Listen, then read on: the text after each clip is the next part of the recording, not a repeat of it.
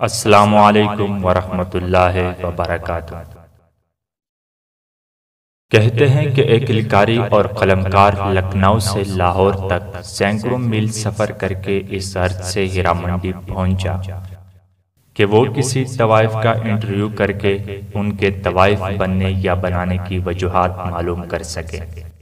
جب اس کی ملاقات ہیرا منڈی کی ایک حسین و جمیل طوائف سے ہوئی تو طوائف نے مجھ جیسے برائے نام لکاری سے سوال کیا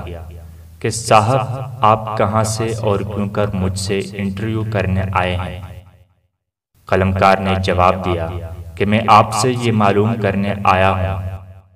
کہ آپ عزت کی زندگی گزارنے کی بجائے اس معیوب دندے سے کیوں وابستہ ہو گئی ہیں۔ طوائف نے لکاری سے کہا کہ مجھے یہ بات سمجھ میں آئی ہے کہ آپ ایک لنڈے کے لکاری ہیں۔ کیا لکھنؤ میں طوائفیں نہیں تھیں کہ آپ اتنے سینکڑوں اور ہزاروں کلومیٹر کی مسافت کر کے لاہور پہنچے ہیں؟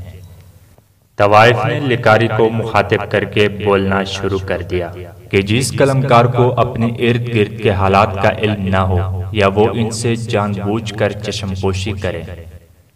یا اس میں یہ جرت ہی نہ ہو کہ اپنے ارد گرد کے معاشرتی برائیاں اجاگر کر سکے یا اس کی وہ آنکھیں ہی نہ ہوں جس سے دیکھا جا سکتا ہے،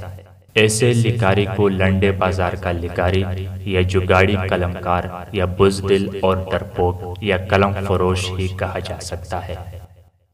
طوائف نے اپنا دانشورانہ خطاب جاری رکھتے ہوئے کہا کہ جس معاشرے میں سیاستدان ضمیر فروش بن جائیں، ہر موقع پر حیوانوں کی طرح بکتے رہیں، جس معاشرے میں افسران بددیانت، کرپٹ اور مطلب پرست واقع ہوں، جس معاشرے میں جج غریب اور کمزور کو انصاف نہ دے سکے، جہاں پولیس سمیت سرکاری محکموں کے اہلکار اوپر سے لے کر چپڑاسی تک رشوت لینا اپنا حق سمجھیں، ایسا معاشرہ تباہ و برباد ہو جاتا ہے۔ طوائف نے لکاری سے اپنے خطاب میں مزید کہا کہ جس معاشرے میں وکیل قاتل دہشت گرد کو بے گناہ ثابت کرنے کے لیے دلائل کے انبار لگا دے، جس معاشرے میں ڈاکٹر مریض کی بجائے اس کی جیب پر نظر رکھ کر اپنی دولت میں اضافہ کرتا رہے اور پیر بھی مقدس پیشاور کہلاتا ہو،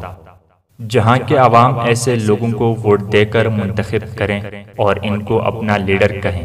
جو دین کو تو خود کو معزز ثابت کرنے میں لگے رہیں لیکن رات کو مجھ جیسی کسی طوائف کا مہمان بنے یا میزبان بنے،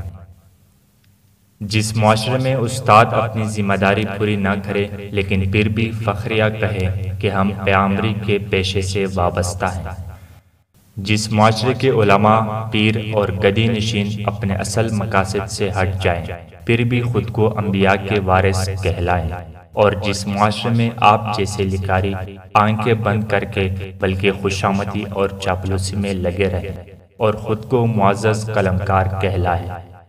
ایسے لوگوں سے ہم طوائفیں اس لیے بہتر ہے کہ ہم فقط اپنا جسم فروخت کرتے ہیں لیکن آپ لوگ پورے معاشرے کے سوداگر ہوں۔